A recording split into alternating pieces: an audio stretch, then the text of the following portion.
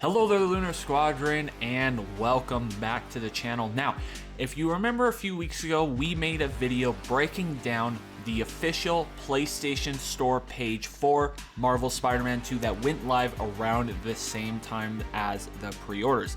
And on this page was a statement that was going over the villains in Marvel Spider-Man 2 about how you would take on a symbiote-infused Venom, a ruthless Kraven the Hunter, and a volatile lizard. However, it also stated that there would be many more villains from the Marvel's Rogues Gallery.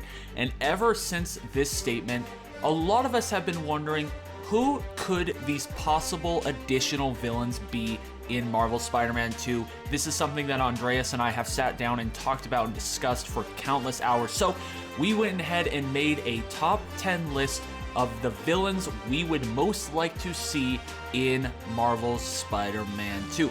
Now, before we get into this video, into this top 10 list, just a couple things. First, this list is just completely a matter of opinion. These are just some villains that we would like to see in this game. This is not us saying that these are 10 villains that will make an appearance in this game, or that all 10 villains have to make an appearance in the game. Again, these are just some villains we would like to see, and if they're not in Marvel Spider-Man 2, perhaps to start the campaign for their appearances in Marvel Spider-Man 3 a few years down the road. And second, if you're new to the channel, we would love to have you. As always, the way to do that, just go down below this video, hit that little subscribe button, the bell notification right on next to it. It will notify you every single time Andreas and I upload. Now, with all of that out of the way, let's go ahead and get into our top 10 villains we need to see in Marvel Spider-Man 2.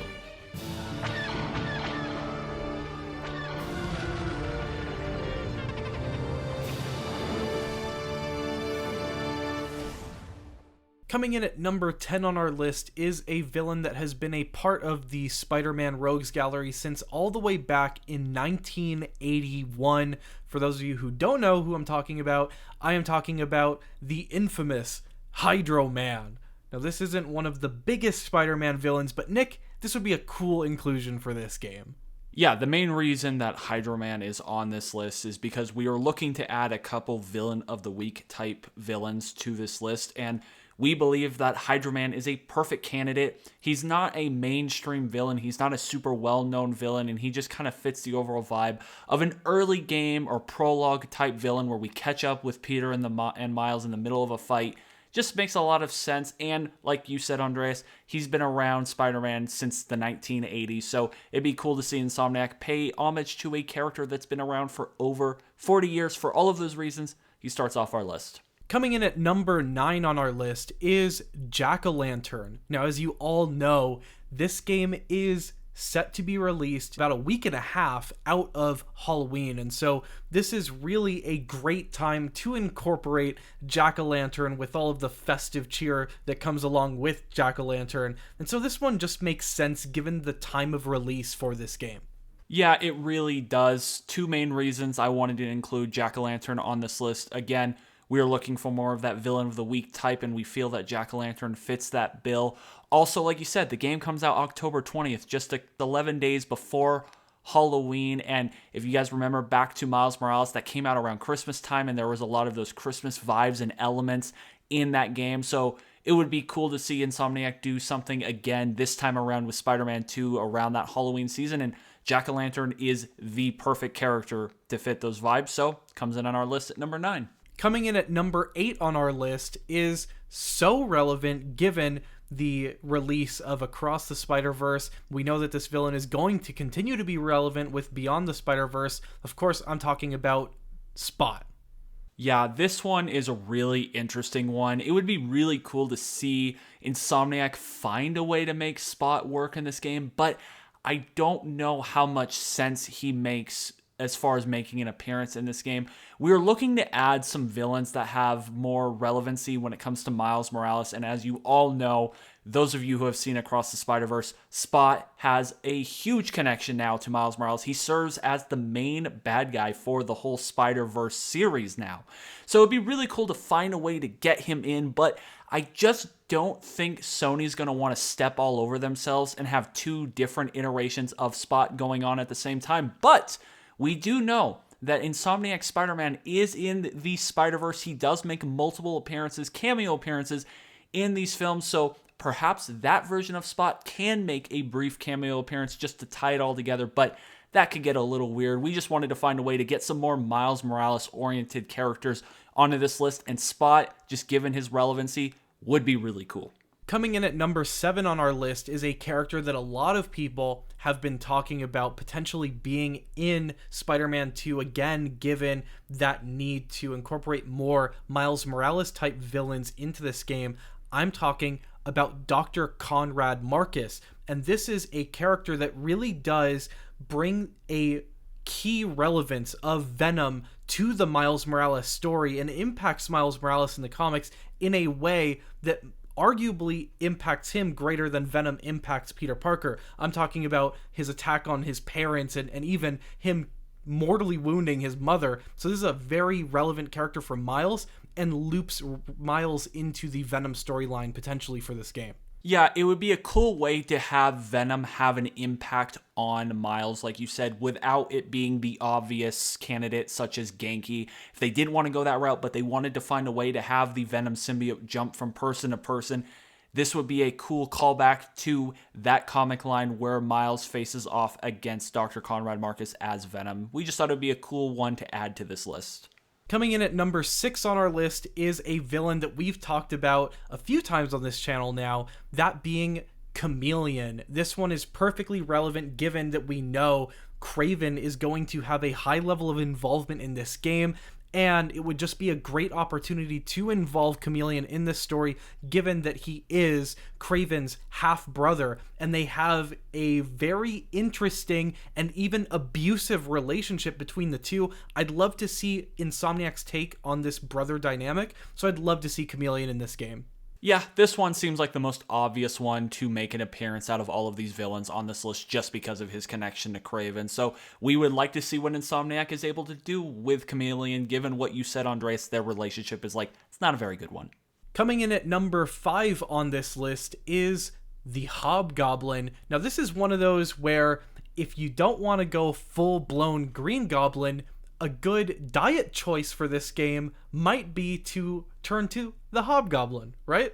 Yeah, it would be a good way. I don't want to say diet choice just because I don't want to, make the Hobgoblin seem like he's not that big of a deal. He is still a very big deal in the Spider-Man universe. But like you said, if Insomniac doesn't want a full send on Green Goblin in Spider-Man 2, which they probably won't, but you still want to get some of those Goblin elements into this game somehow, Hobgoblin would be a fantastic candidate, and given what we know about the character and what we've seen about the character, you have a lot of creative movement, freedom of movement when it comes to this character. You could really make anybody Hobgoblin because the alias of Hobgoblin has changed and morphed so much over the years. We've even seen Harry Osborn impersonate Hobgoblin and Norman Osborn impersonate Hobgoblin, so there's a lot of freedom of movement when it comes to this character. So if you don't want to go Green Goblin, Hobgoblin would be a great choice. Coming in at number 4 on our list is Sandman.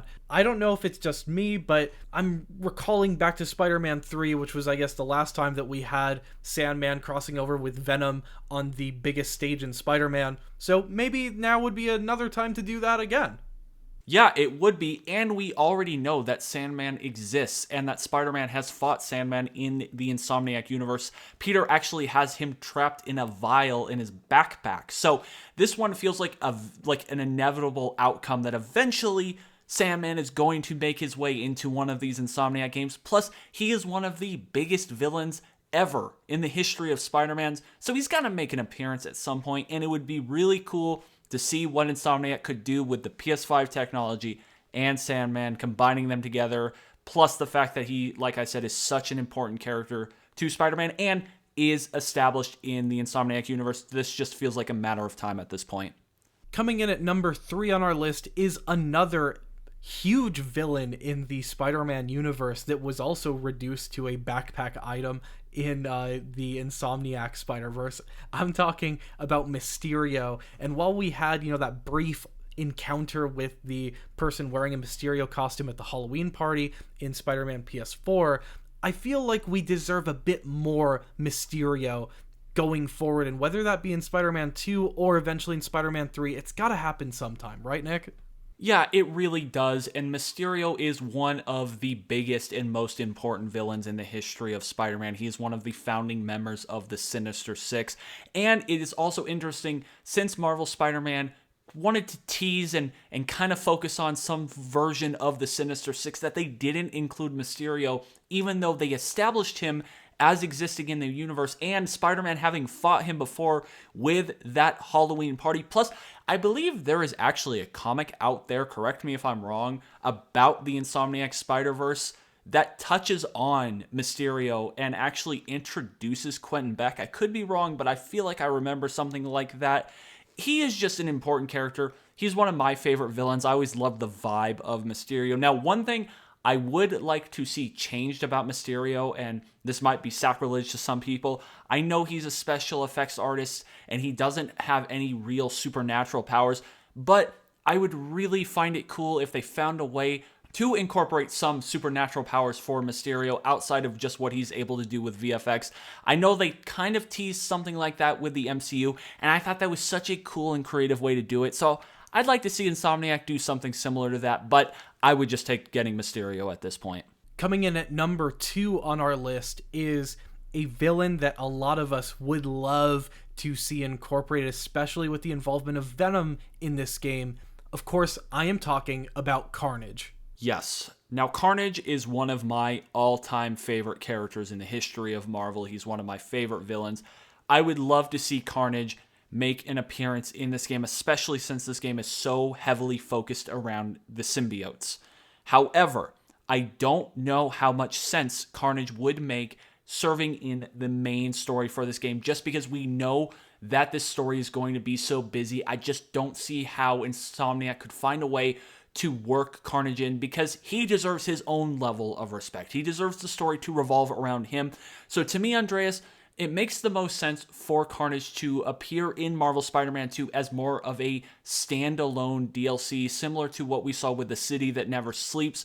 I don't know how much sense he would also make for a Marvel Spider-Man 3, because I just don't know how willing Insomniac would be to make 2 of their games focused around the symbiotes. That would just be asking for an awful lot, and I really feel like the 3rd game is going to be all about Norman Osborn and the Green Goblin. I just don't know if they will make 2 out of their 3 main games. Who knows? They could make 4 or 5 of these, but it sounds like it's going to be a trilogy. I just don't know if they're going to make 2/3 of those games dedicated strictly to the symbiotes, but God, I would love to see Carnage find a way to make his way into this game, and I think if it does happen, it would be more in the form of a DLC.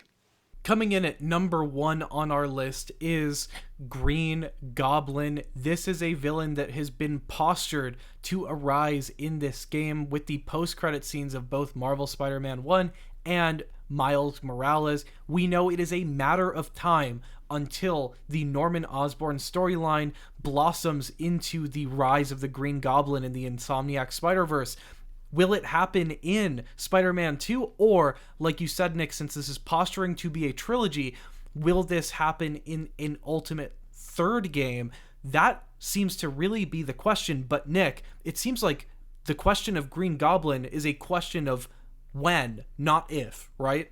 Yeah, it really does. And there are a lot of disclaimers to us adding Green Goblin on this list. So before everyone goes and yells at us that it doesn't make sense in Spider-Man 2, just hear us out. If you guys remember, in the intro I said these are characters that we would love to see show up in this game, and if not, start their campaign to have them make an appearance in Marvel's Spider-Man 3. Now, when it comes to the Green Goblin, of course, I would love to see him show up in this game because he is the main nemesis of Peter Parker, of Spider-Man, and they've been setting this up now for multiple games. But this game is clearly going to be focused around Venom. We're going to have to be dealing with Kraven. We're going to have to be dealing with the Lizard. It just doesn't make much sense to have Norman and Green Goblin be somehow the main focus of this game in the end. I don't think they have the room to do him justice. So what I would like to see from this game, and what I would like to see from Green Goblin, is make him the final scene. Make him actually the post-credit scene. I know we've gotten that, but make the Green Goblin himself part of the post-credit scene, set the stage for Marvel Spider-Man 3. So when it comes to Green Goblin, I'm looking for more of a cameo appearance in Marvel Spider-Man 2 than I am as a main role in this game, because I want to see Insomniac do him justice, and I just don't think they're going to be able to in Spider-Man 2, but let's get the ball rolling. Let's have him actually make a physical appearance this time around, and let's set the stage for Marvel Spider-Man 3. Well, there you have it, guys. Those are the top 10 villains we need in Spider-Man 2. We would love to see each and every one of these villains incorporated in some way, shape, or form in Spider-Man 2, and if not, in Spider-Man 3 whenever that does arise. But let us know in the comments down below which of these villains you are excited to also see, hopefully, in the next iteration of Insomniac Spider-Verse. Also, let us know in the comments down below if there were any villains that we did not include on our list that you absolutely need to see in Marvel Spider-Man 2. However, that's going to do it for this one. Thank you all so much for watching, and as always, we will see you all next time.